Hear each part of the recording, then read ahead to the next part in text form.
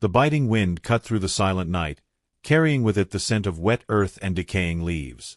At the top of a lonely hill in the small town of Ravenshollow stood an old mansion, known by the locals as the House of Whispers.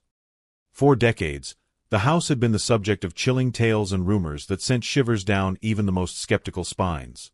Some said the house was a portal to another dimension. Others swore they heard voices in the dark, calling their names.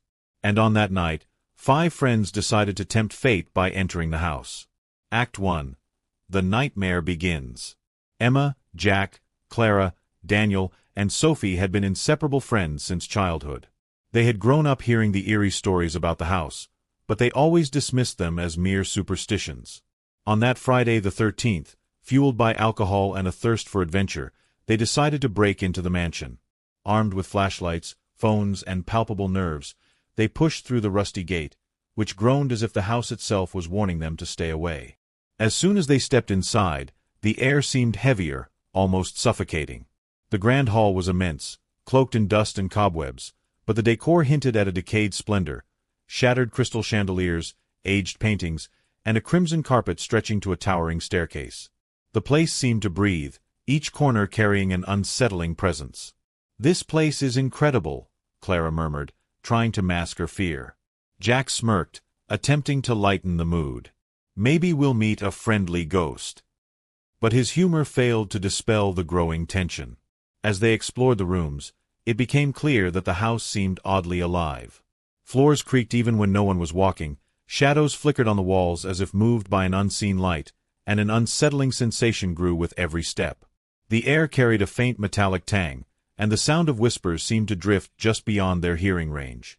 Act 2. The whispers begin. In an old study, Daniel found a dusty notebook on a desk. Its pages were filled with scribbles and disturbing drawings, faceless figures, twisted hands, and phrases in Latin that none of them understood. Emma, always curious, tried to decipher the text while Jack cracked jokes to ease the tension. That's when the first whisper came. "Sophie." The voice was faint, like the wind passing through a crack, but clear enough for everyone to hear. "Who said that?" Sophie asked, her eyes wide with fear. No one answered. The group laughed nervously, trying to convince themselves it was just the wind. But the whispers continued, calling their names, each time from a different direction. Each of them felt as though something unseen was right behind them, watching, almost touching. The whispers grew louder when they found an old mirror in a bedroom. Emma wiped the grime away, revealing a cloudy reflection.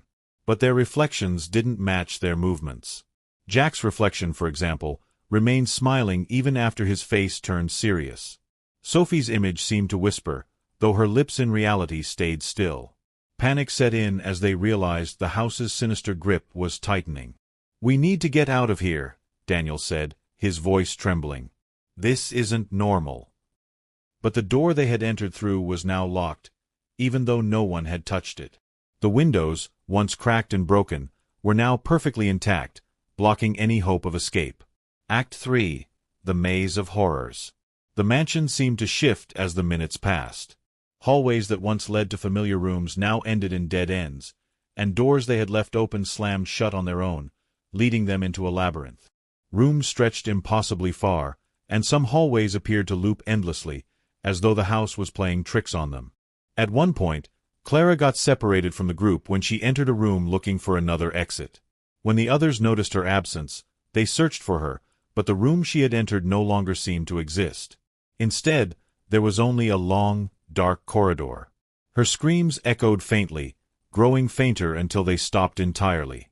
The remaining friends tried to call her phone, but all they heard on the other end was static punctuated by faint whispers. Meanwhile, Jack began acting strangely. He spoke to himself, staring into empty corners as if responding to something or someone the others couldn't see. Sophie grabbed his hand and felt it was as cold as ice. "What are you seeing?" Emma asked, trying to keep him grounded.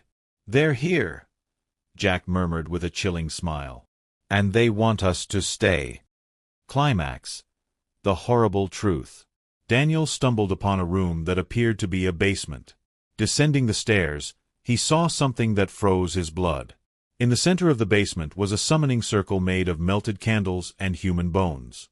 Around it were photos of them, yes, of them, taken that very night. Each photo had a red X drawn over it. There was no logical explanation for this. The whispers grew louder, more insistent. "You belong to us," they repeated, a haunting chorus filling every corner of the house. Emma realized the only way to escape was to undo whatever ritual had been performed. But how? And what if it made things worse? As the house continued to torment them, Emma pieced together clues from the notebook and the symbols around the circle. She realized that the ritual's purpose was to bind the souls of intruders to the house forever. To break it, they would need to reverse the process by lighting new candles in a specific order, reciting words from the notebook, and sacrificing something precious.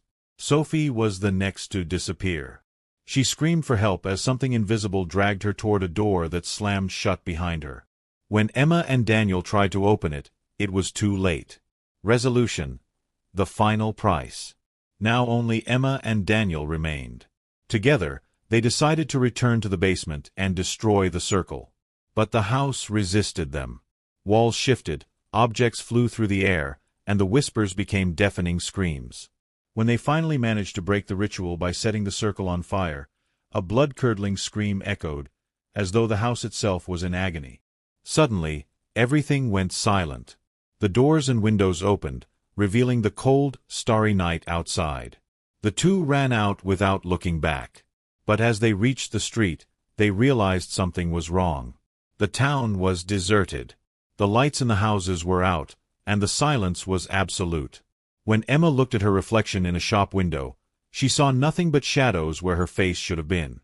Daniel's reflection was equally void, their features replaced by darkness. The house hadn't let them escape.